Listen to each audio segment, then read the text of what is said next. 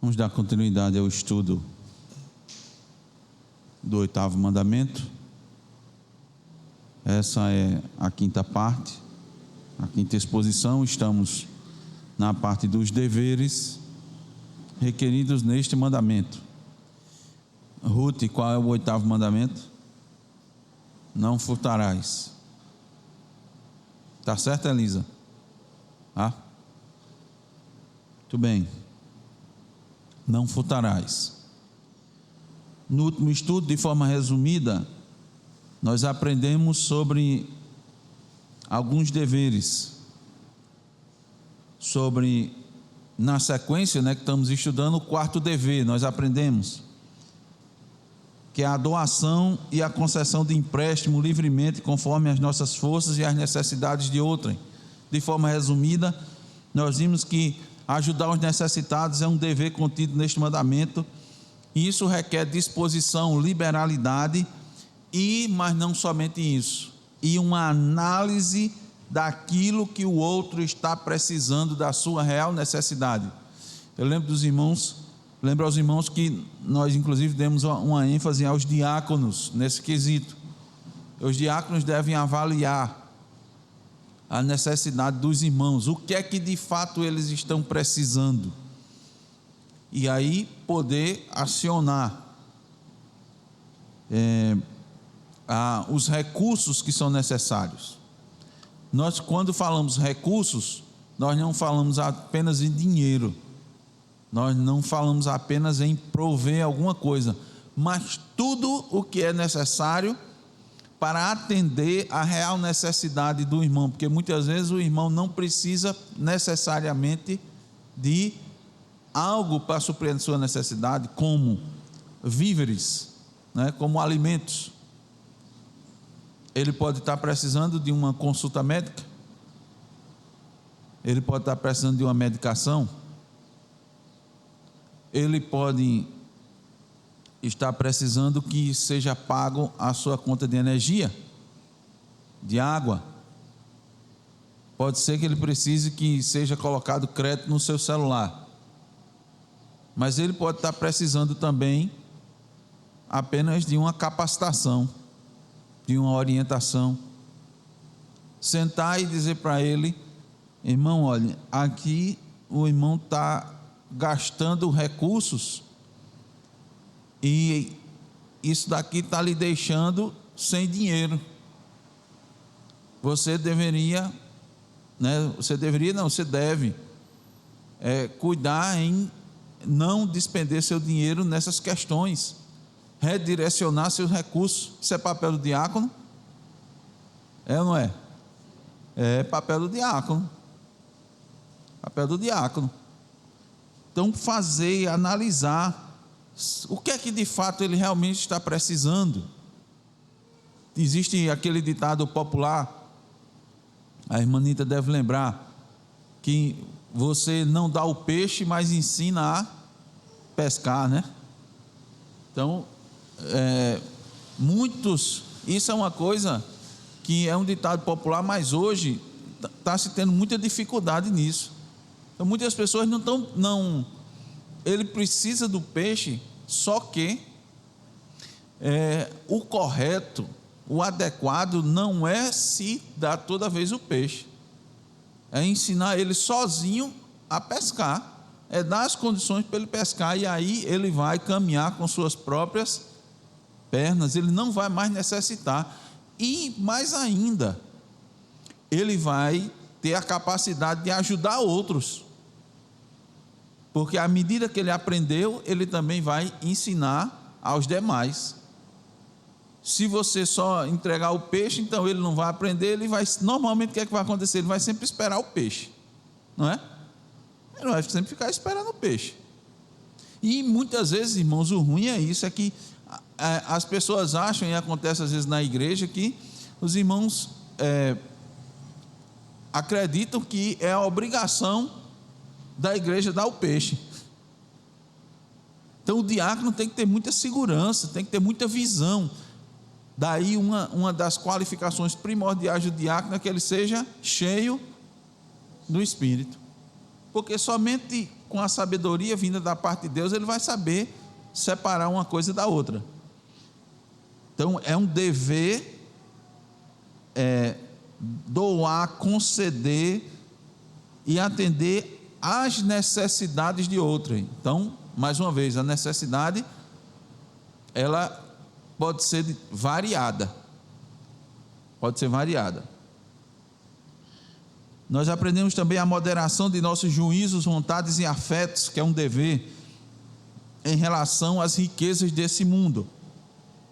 Então a gente vai continuar falando, irmão, vai abordar e vai ficar tocando nesse assunto com relação à moderação, o equilíbrio, de novo a sabedoria, o entendimento de como lidar. E lidar com as riquezas desse mundo, esse também é outro grande desafio para o cristão. Então, ele tem que ter a visão adequada das riquezas. É por isso que fala de moderação de nossos juízos, moderação de nossas vontades e afetos em relação às riquezas, porque nós estudamos que a maior fonte de lucro é uma vida piedosa. A maior fonte de lucro é uma vida dependente de Deus e temerosa em lhe desobedecer.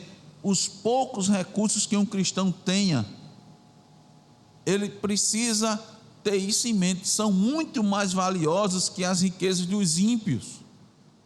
E aquele que é piedoso, ele vai ser feliz aqui e, claro, muito mais na vida vindoura, porque a sua fonte de felicidade não são seus recursos materiais. Nós não podemos depositar nossa felicidade nos recursos. Eu seria mais feliz se eu tivesse isso, se eu tivesse aquilo. Fulano está assim, desse jeito, porque ele tem esse emprego, né? Porque ele tem um carro mais novo, por isso que ele fica tão feliz assim. Não vai tanto na oficina, eu vou muito na oficina. Ele tem uma moto, eu tenho uma bicicleta, então ele é muito mais feliz do que eu, de forma alguma. A piedade, irmãos, é sempre acompanhada de contentamento em maior ou menor grau. E as pessoas verdadeiramente piedosas aprenderam, como o apóstolo Paulo, a viver contente em todas as circunstâncias. E por último, irmãos, nós aprendemos o sexto dever, que foi o cuidado e empenho providentes em adquirir. Isso está diretamente ligado ao sétimo e ao oitavo dever, ou seja, é dever do cristão atentar para a necessidade dos seus, daqueles que estão ali perto, não só os que estão mais próximos, mas, por exemplo, os que estão ao seu redor. E sempre a gente, novamente, tocando naquele assunto, nós temos que atender a todas as necessidades, compreender quais são as necessidades. Muitas vezes são as necessidades de recursos, bens, comida. Mas observem José do Egito. Tomamos novamente José como exemplo. Ele manifestou grande fé, porque ele cuidou de todos os seus familiares, não foi quando trouxe para o Egito? Mas, irmãos, apesar da ênfase estar em tê-los dirigido e, lógico, junto com o faraó, concordado que eles ficassem na terra de Gozem, porque eles eram criadores de gado. Eles eram criadores de gado. A terra de Gozem era uma terra perfeita para isso. Tinha uma questão cultural também, né?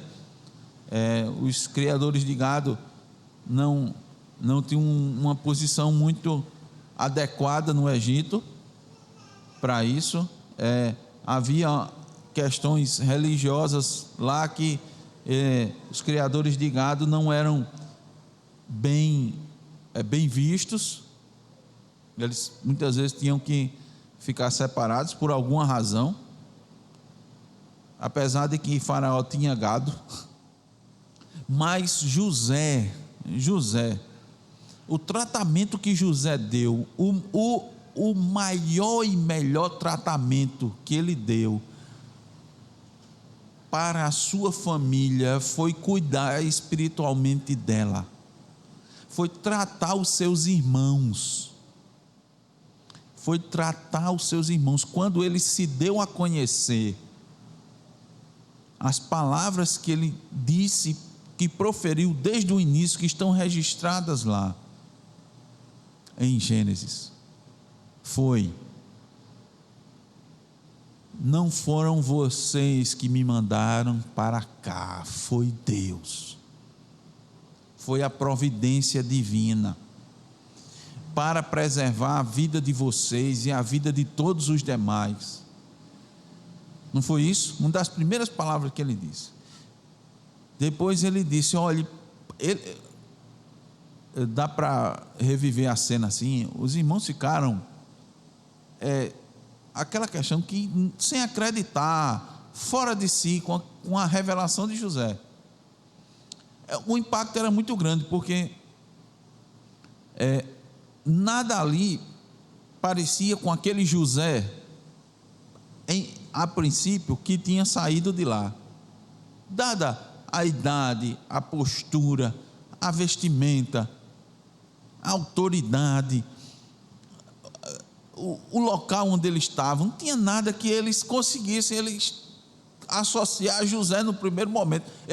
Era como assim, é José? Não, não é José. É ele, o que ele está dizendo é ele. Não, mas isso aqui não pode ser José. Então eles ficaram pasmos, e ele só, parem. Quando deu uma orientação, com a orientação adequada, disse, volte para pegar meu pai. Mas veja, ele deu as condições ele não deu todas as condições para que eles fossem buscar, deu carros, carruagens. Faraó disse, mande os carros, seu pai, as criancinhas, não pode vir em lombo de camelos, de cavalos, de burro, de jumento, não.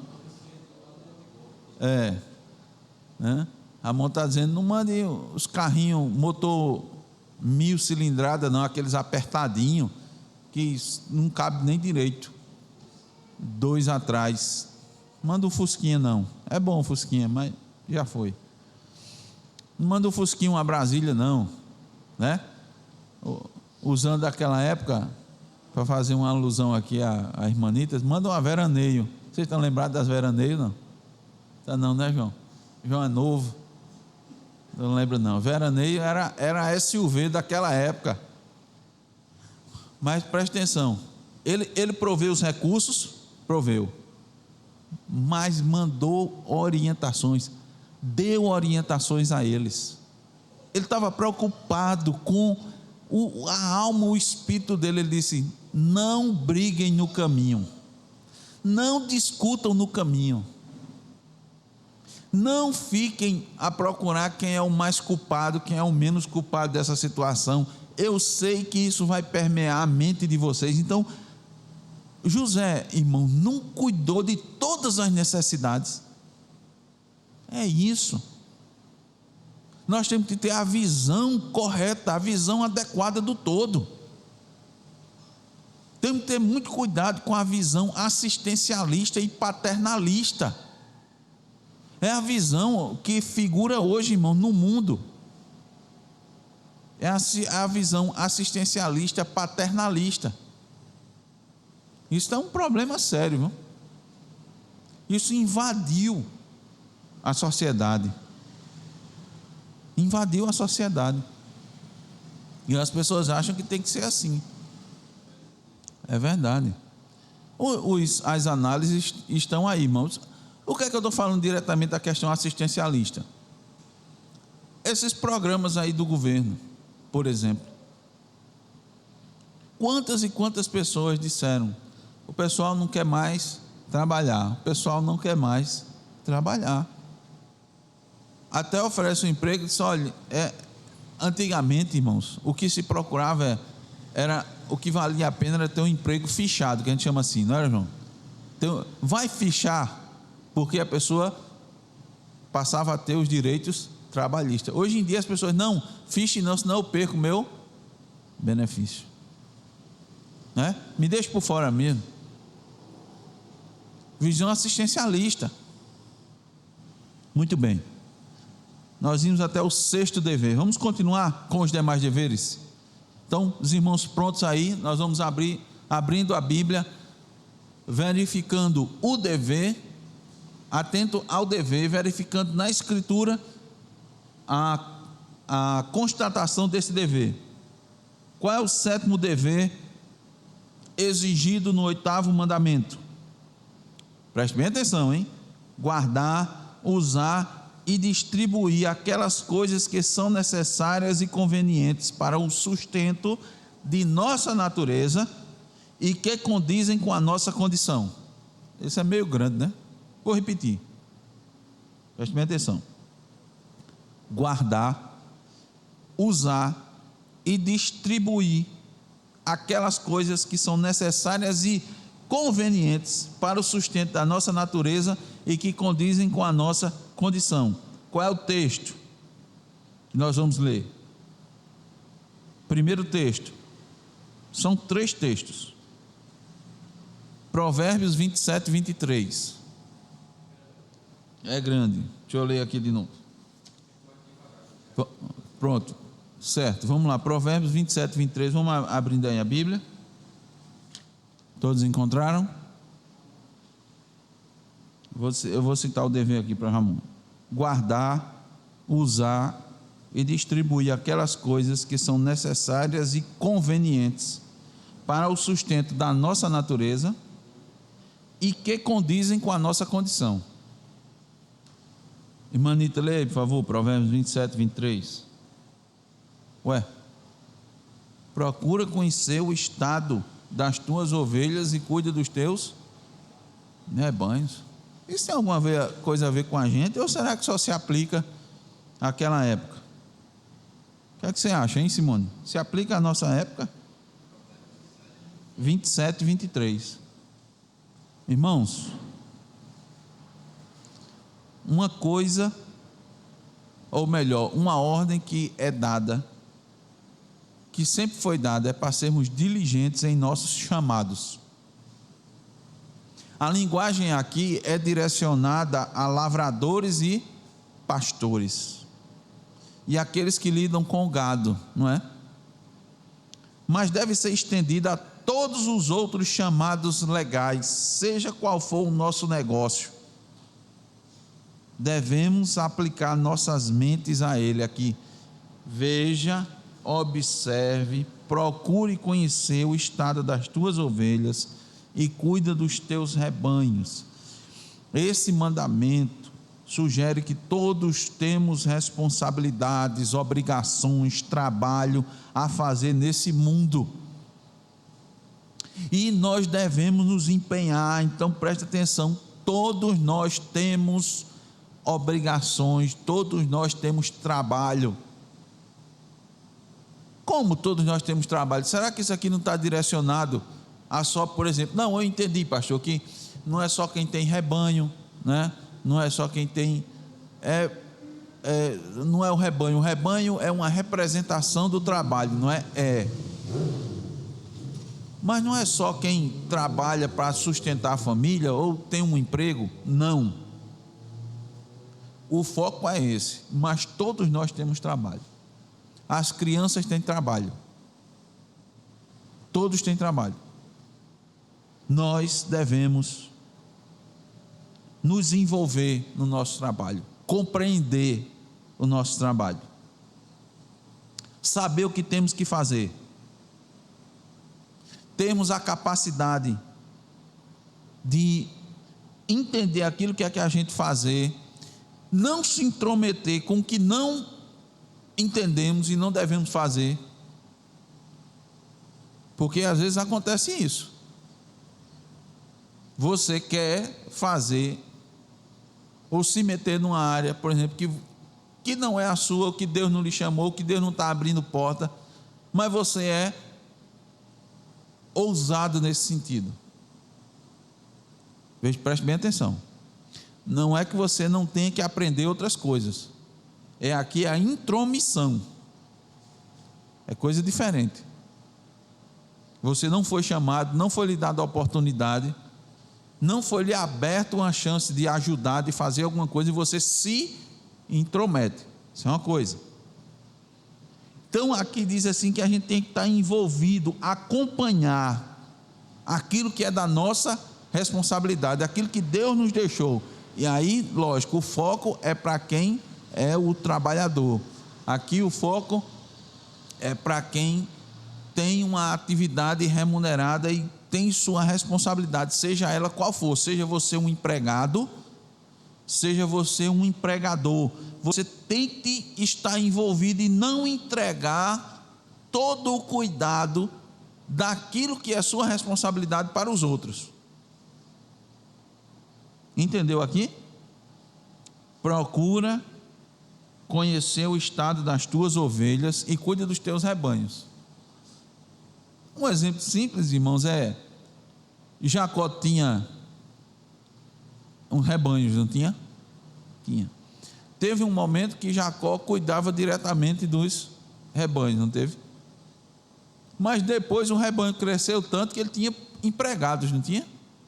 Então ele não tinha condições de saber de tudo, alguém tinha que cuidar, administrar. Mas qual era a responsabilidade dele? Eu quero prestar contas, vocês têm que prestar contas. Chamar os seus empregados e dizer: eu lhe entreguei tantas ovelhas para você cuidar, não foi? Foi, tantas ovelhas, X ovelhas, quantas tem agora? Eu lhe entreguei 100, tem 102. 102? Em um ano? O que aconteceu? Por que só 2 a mais? Aí ele, como entendia do negócio, eu não entendia. Ele entendia do negócio. Espera aí, o processo normal era para você estar aqui pelo menos com 20% a mais do rebanho, no mínimo, devido às determinadas condições. Onde foi que você está colocando, está botando ela para pegar o pasto aonde? Que hora você sai? Que hora você chega? Procura conhecer o estado das tuas ovelhas. E cuide dos seus rebanhos, cuide diretamente. Tem um ditado popular que diz assim: o olho do dono complete. Bora, irmanita, o olho do dono engorda o gado. Vocês nunca ouviram, não? Esse ditado popular? Quem engorda o gado é o olho do dono. Dá para entender o que está querendo dizer? O dono está supervisionando, o dono está perto, o dono está acompanhando, está olhando. Ele está conversando com os empregados. Ele está sabendo como o gado está sendo manejado. Aí diz: rapaz, que gado gordo e bonito. É o olho do dono. É o olho do dono. Então, irmãos, devemos ser atentos na gestão do nosso negócio. Preste bem atenção. Gestão do negócio não é somente aquela pessoa que é um empresário. Não, pastor, eu não tenho negócio não, eu sou empregado. Não, não é só isso não. Aqui é saber como as coisas estão. O seu trabalho, o que é que precisa para você trabalhar melhor? O que é necessário para você executar melhor o seu trabalho? Para você ser mais produtivo? É você estar atento para não perder as oportunidades, fazer tudo no tempo, na ordem adequados. É você buscar o melhor, é ser diligente, se esforçar, não só no planejamento, mas na execução, colocar a mão na massa, colocar ali o seu coração. Isso tudo está envolvido nesse dever do 8º mandamento. Porque quando você não faz isso, você furta. Mas furto o quê? Você está se furtando na oportunidade de ser mais produtivo. Isso, irmão, nos puritanos, ele tinha muito na cabeça isso.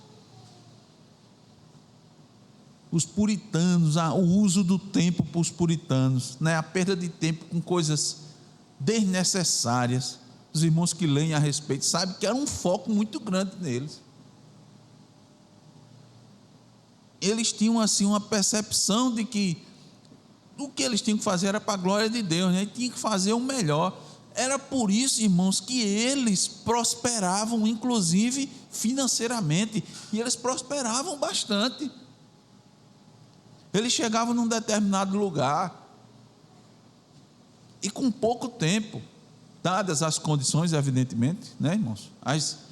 Em tudo correndo normalmente bem, em poucos anos, aqueles irmãos estavam prosperando financeiramente.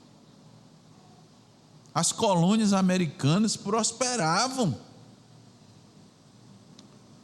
porque eles eram 6 dias trabalharás e farás toda a tua obra. No dia do Senhor a gente vai descansar, vai orar, vai pedir graça ao Senhor. E na segunda de manhã eles estavam com todo o gás para produzir, para trabalhar. Eles entendiam que isso era para a glória de Deus. Então por isso que eles eram tão afincos, e não era só no trabalho, nos estudos. Eles estudavam. Gostavam ou não gostavam de ler, irmãos puritanos? Gostavam ou não gostavam de produzir? Produziam, escreviam, liam, trabalhavam. Isso era a concepção que eles tinham. Então procura saber o estado das tuas ovelhas e do teu rebanho. Malita deu o 27, Provérbio 27, 23. Agora vamos para Eclesiastes 3, 12 e 13. Eclesiastes 3, 12 e 13. Lê aí, João, por favor. Veja, é para trabalhar, para prover as coisas para si, tomar ciência dos seus rebanhos, mas também, olha o outro lado, buscar o contentamento que Deus determinou para a sua vida.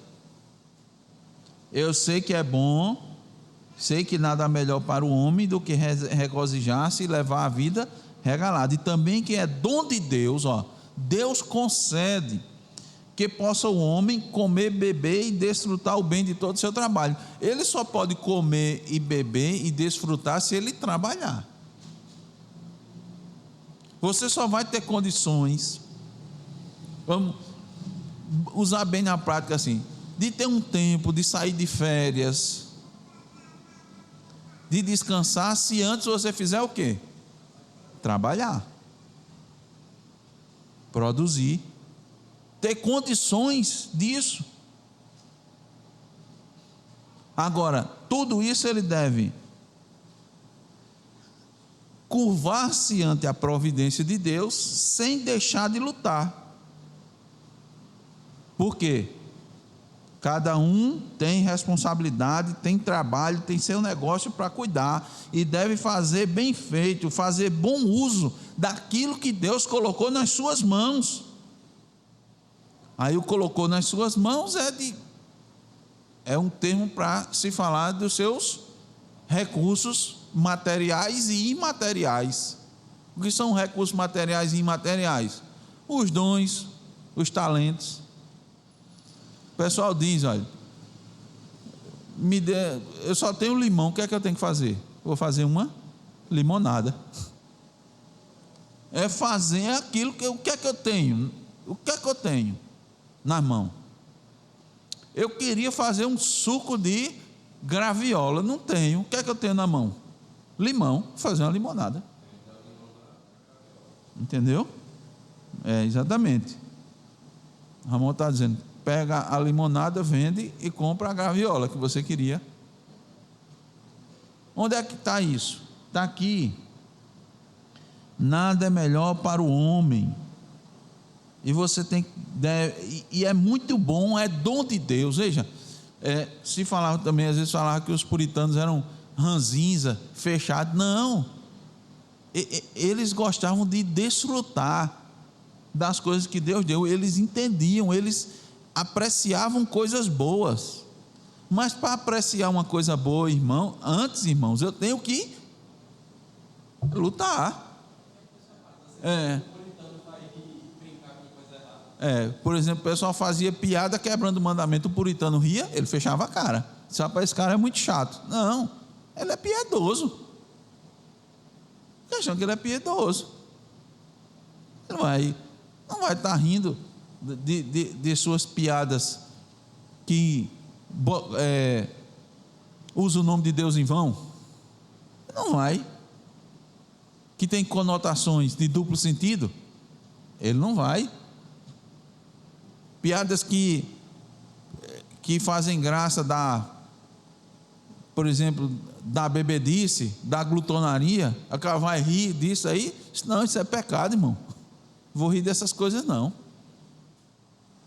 É fazer bom uso do que está nas nossas mãos, abençoando todos os que estão à nossa volta.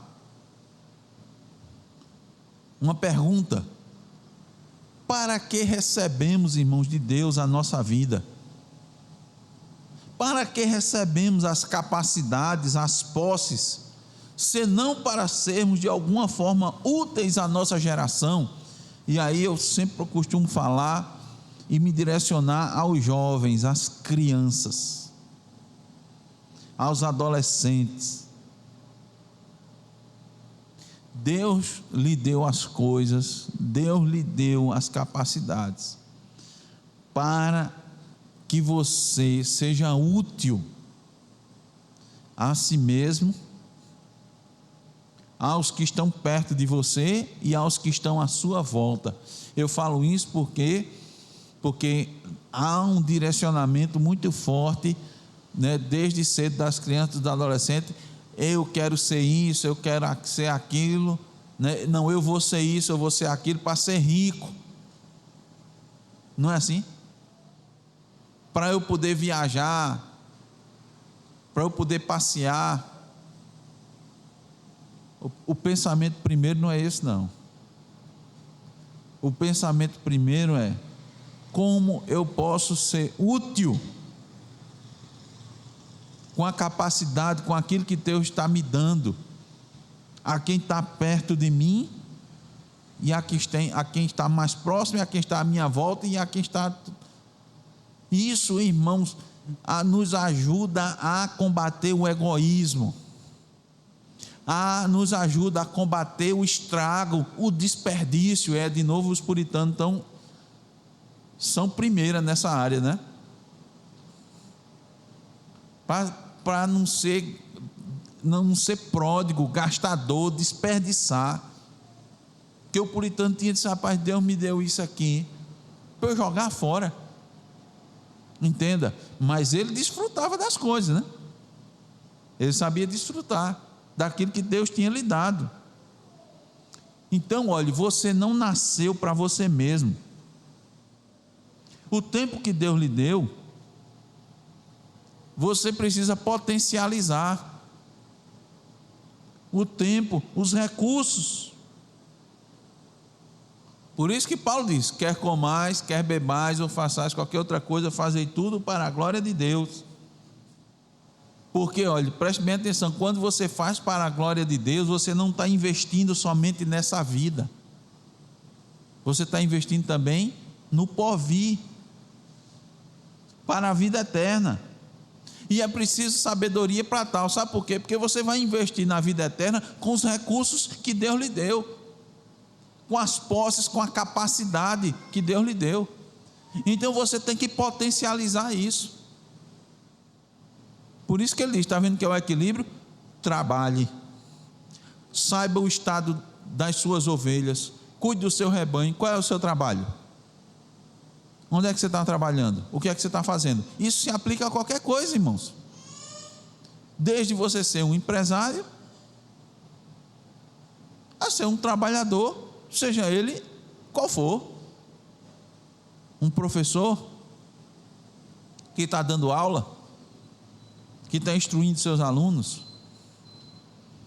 seja um instalador de internet, seja um pedreiro, seja um eletricista, seja um policial, seja o que for, seja aquela pessoa que está vendendo lanche na rua, empurrando o carrinho, está lá com coxinha, pastel, suco.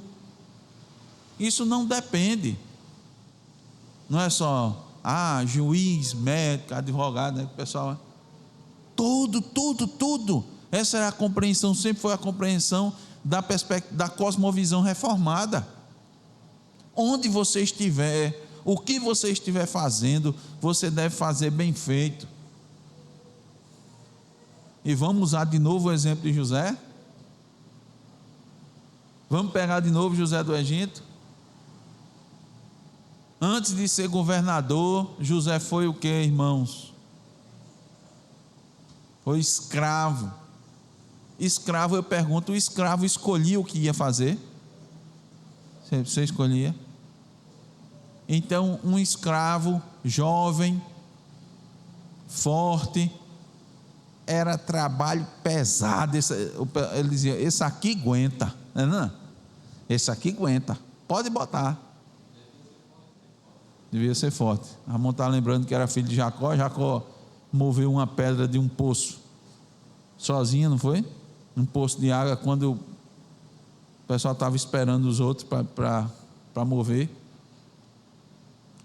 Ele não escolheu, não escolheu o que fazia. 17 anos de idade.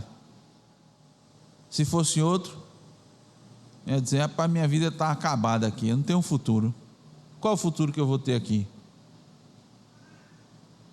Ele trabalhou duro, trabalhou pesado, fez bem feito, foi promovido a administrador da casa, trabalhou duro, sabia o estado das ovelhas. Ele mesmo disse, a mulher de Potifar que estava tentando ele: seu marido não sabe de nada aqui, quem sabe sou eu sei o estado das minhas ovelhas. Fazendo uma paráfrase, não posso fazer, João? Eu sei o estado das minhas ovelhas. Ele estava administrando a casa, mas ele sabia de tudo, as contas, como era. Ele prestava conta a Potifar. Meus irmãos, o que é que estamos fazendo? O que é que você está fazendo do tempo, do recurso, da capacidade que Deus lhe deu? Avalie, será que você não podia fazer mais? Será que você não tem condições de fazer mais? Será? Você chegou no limite da sua capacidade de produzir. 1 Timóteo 6, 17 e 18. Olha a parte do equilíbrio aí. 1 Timóteo, Abraão, leia por favor, 1 Timóteo 6, 17 e 18. 6, 17 e 18. Muito bem, veja. Eu vou ler o dever de novo, que é aquele dever grande. Guardar, usar e distribuir aquelas coisas que são necessárias e convenientes para o sustento da nossa natureza e que condizem com a nossa condição. Olha o outro ponto de equilíbrio aqui. Você vai trabalhar duro, preste bem atenção. Você vai trabalhar duro. A palavra é essa aqui. Sem moleza, firme, se esforçar. Você tem que fazer isso. Deus não quer, Deus não chama os cristãos para moleza, para ser pronto. Muito bem, você vai fazer isso, vai ser atento, vai procurar ser produtivo. Qual é a consequência disso? Muito provavelmente você vai prosperar financeiramente. Aí qual é o ponto de equilíbrio? Não confie na riqueza. Não deposite, Paulo diz a Timóteo: Timóteo, meu filho novo, olha, exorte os ricos, aos ricos do presente século, que não sejam orgulhosos, nem depositem a sua esperança na instabilidade da riqueza. A riqueza é o quê? Instável, volátil. Confie em Deus, que tudo nos proporciona ricamente para o nosso aprazimento. Irmãos, quem dá o prazer nas coisas que a gente tem é Deus, não são as coisas em si. Você tem as coisas, não lhe dá prazer, não dá prazer, não dá satisfação. Paulo está dizendo aqui a Timóteo, diga aos ricos que confiar na riqueza é ilusão e loucura. Então, consequentemente, os que não são ricos, os cristãos que não são ricos, estão dizendo, é besteira eu confiar na riqueza. Ó.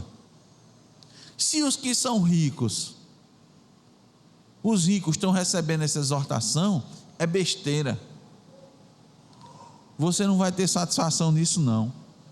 Olha, por um lado você trabalha para ser produtivo, por outro é um equilíbrio. Se você vai obtendo as coisas, você vai dizer, não é essas coisas que dão prazer, ou eu não devo colocar minha confiança nessas coisas que são instáveis, voláteis. Por quê? Porque inúmeras pessoas já experimentaram a miséria porque confiaram na riqueza, e nós temos muito exemplo disso. Aí você pode dizer, é porque ele foi burro, desculpa a expressão, não soube usar.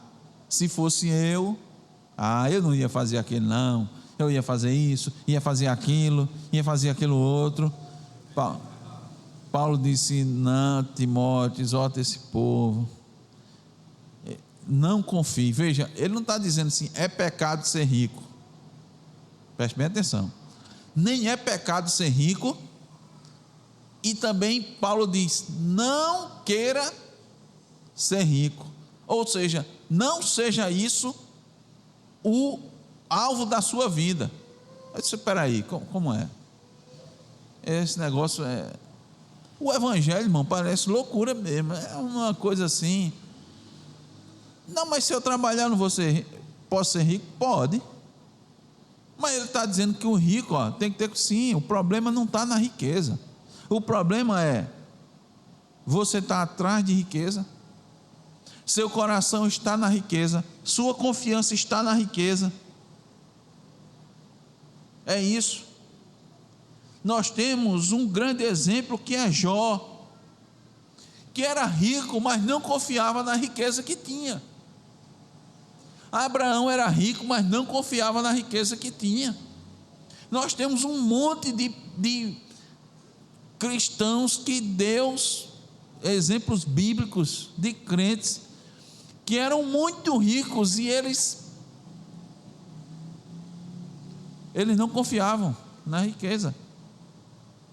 Já imaginou se o coração de Jó tivesse na riqueza, irmão? Ele tinha acabado, sucumbido na hora. Não estava, porque ele disse, Deus deu, Deus tirou, e ele não perdeu só a riqueza, os irmãos sabem disso, ele perdeu tudo. Exatamente. Por que acontece? Quantas vezes a gente não viu isso? Uma pessoa tinha muito dinheiro, de repente, por algum motivo perdeu. O que é que ele faz? Se mata. Jó tinha motivo para se suicidar, segundo a perspectiva do mundo, tinha toda. Ele ficou só com a roupa do corpo, nem ficou nem com o couro do corpo, porque até o couro estava comido de doença, até sua pele. Eu vejo aqui os jovens, os irmãos são jovens, irmão bonito, pele bonita. Estou vendo aqui um monte de gente bonito. Dá para imaginar como ficou Jó, irmãos? Os amigos dele chegaram para consolar e passaram, foi quantos dias? Só olhando para ele, sem conseguir dizer uma palavra. uma semana sem conseguir abrir a boca, vendo a desgraça. A confiança daquele homem não estava na riqueza, ele era podre de rico. Agora ele trabalhava, irmãos? Trabalhava. Ele sabia o estado do seu rebanho? Ele sabia. Irmãos, a confiança da nossa vida precisa estar depositada em Deus, que tudo nos proporciona ricamente para nosso aprazimento. Olha, se Deus não conceder a riqueza, você não vai ter prazer nela. Se não for Deus que lhe dê, você não vai ter prazer nela. Muitos e muitos cristãos são infinitamente mais alegres com poucos recursos, encontram felicidade nas coisas mais simples do que os ricos, porque eles não têm. É uma completa loucura o cristão ficar cobiçando a riqueza de um ímpio, é loucura. Mas os irmãos estão entendendo aqui. Eu vou resumir de novo, isso é muito importante. Sabe por quê, irmão? Porque essa questão da riqueza, o cristão necessita ter a visão espiritual dela, senão ele se arrebenta. Ele vai querer, porque muitas vezes, irmão, nós não temos determinada coisa. Sabe por quê? Deus é tão bom que não dá. Porque se desse, você ia fazer mau uso dela. Aí o outro irmão tem. Muitas vezes, sabe por que ele tem? Porque Deus dá para ele, porque ele sabe usar. Ele vai abençoar a si mesmo e vai abençoar o outro com aquele negócio. Você talvez ainda não tenha condição, não tem maturidade para lidar com isso, aí Deus não dá. Acontece. Isso é bondade da parte de Deus. Isso é bondade para conosco. Para a gente não, né? A gente queria, né? Eu quero, eu desejo. A gente tem que entender isso. Deus dá muito livramento para a gente. É por isso que tem tempo para tudo. Talvez você não esteja preparado, você não tenha maturidade, você não tem maturidade para lidar com isso. Se Deus lhe der, você vai fazer mau uso, você vai desonrar. Agur, de novo. Não me des a pobreza, nem a riqueza. Olha, tem um que é crente e é rico, tem outro que é crente e que é pobre. O que é que você tem que fazer? Procure a satisfação naquilo que Deus lhe deu. Agora, trabalhe duro, trabalhe pesado. A mensagem aqui é essa: conhece o estado do teu rebanho. O que é o seu rebanho? O seu rebanho é aquilo que Deus lhe deu. O seu rebanho é aquilo que Deus lhe concedeu. Seu trabalho, seu ofício, seu ganha-pão, é isso que é o que Deus lhe deu. E o que é que você vai fazer com isso? O melhor que você puder. Você vai potencializar aquilo que Deus lhe deu. Você vai procurar desenvolver melhor. De que melhor forma eu posso fazer o meu trabalho? De que maneira? Eu vou fazer o quê? Em determinado lugar, uma pessoa, numa determinada empresa, uma pessoa de um outro setor disse: rapaz, todo mundo vê, todo mundo percebe aqui, ó, nesse setor, aquele setor ali, aquele ali, todo mundo percebe, aquele pessoal ali procura trabalhar melhor. Eles mudam as coisas, eles não têm medo de mudar, eles ficam procurando a excelência, eles não ficam conformados. Tem gente que está naquele emprego faz 10 anos, aí continua fazendo aquilo que ele faz do mesmo jeito, não muda nada. Olha aqui na cidade, irmãos, sem citar nomes, na nossa cidade pequena, todo mundo sabe das coisas. A gente tinha um padrão aqui, um certo padrão de supermercado na cidade. Chegou um supermercado aqui, inaugurou, está todo mundo procurando se adequar a ele. Porque as pessoas correm para ele. Espaçoso, tem lugar para estacionar o carro, ventilado, limpo, você circula com os carrinhos, e está lá na parede. Ele está lá na parede, uma das metas dele. Diz assim: que você não precisa ter um lugar mais caro ou vender mais caro para poder oferecer um serviço de melhor qualidade, não. Aí tem gente que quer ser promovido, que quer ganhar mais recursos, que quer ter a mesma condição, que tem uma melhor condição, se continua fazendo as coisas do mesmo jeito, não evolui, não procura melhorar, melhora a sua técnica, não se esforça. Não, como é que... Não, eu faço aqui minha horinha, faço aqui meu trabalho, olha, faço tudo direitinho, faço aqui meu trabalho, faço serviço, sento, pronto. Eu faço logo, sento, fico aqui descansando, vendo alguma coisa, não sei o quê. Quando dá minha hora eu vou para casa e pronto. Aí você quer prosperar desse jeito? Se eles não virem em você a potencialidade, você pode fazer, mas você não tem um potencial de... mas tem currículo e tem entrevista. Não, tem currículo e tem entrevista. Tá certo? Agora os irmãos estão entendendo que, olha, isso é um dever do mandamento que chama não furtarás. A palavra de Deus, irmãos, como diz lá em Timóteo, é útil para o ensino, para a repreensão, para a correção, para a educação na justiça, a fim de que o homem de Deus seja perfeito e perfeitamente preparado para toda boa obra. Então veja, eu só falei de um dever, não foi? É porque é muito importante, sabe, irmãos? Queria eu, quem sabe no passado, estar ouvindo essas instruções. Certamente muita coisa eu teria feito diferente. Eu não teria murmurado da providência de Deus, reclamado de Deus porque me colocou em determinada situação, porque não me deu isso, não me deu aquilo.